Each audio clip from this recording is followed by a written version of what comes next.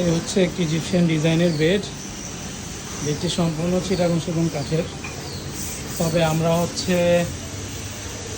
একটু বেশি সময় নিয়েছি আমাদের সম্মানিত ক্লায়েন্টের থেকে কাজের স্বার্থে, কেননা হচ্ছে এটার উপরে আমরা পার্ল গোল্ডেনটা করব। এন্টিক গোল্ডেন এবং পার্ল গোল্ডেন একটা মাঝামাঝি কালার হবে। এবং আপনারা জানেন যে সেগুন কাঠের উপরে যখন হচ্ছে এরকম গোল্ডেন করা হয় তখন কিছুদিন পরে কষ ছাড়ে, কষ ছেড়ে লাল লাল হয়ে যায়। তাই আমরা হচ্ছে যে আস্তর করে রাখছি, আস্তর করে কোটিং করে রাখছি।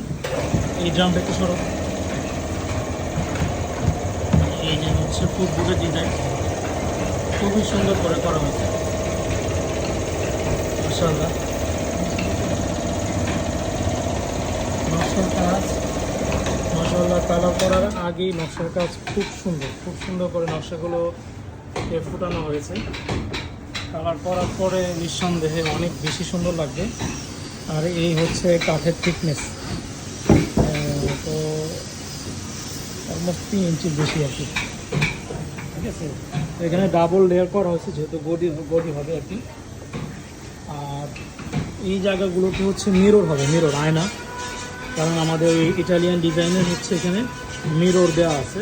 এখানে হচ্ছে চিকন চিকন করে মিরর লাগানো হবে। আস্তরটি মাশাআল্লাহ খুবই সুন্দর করে আস্তর করা হচ্ছে, খুবই সুন্দর। এই আস্তর করার মূল উদ্দেশ্য হচ্ছে যেন কাঠ থেকে কষ না ছাড়ে।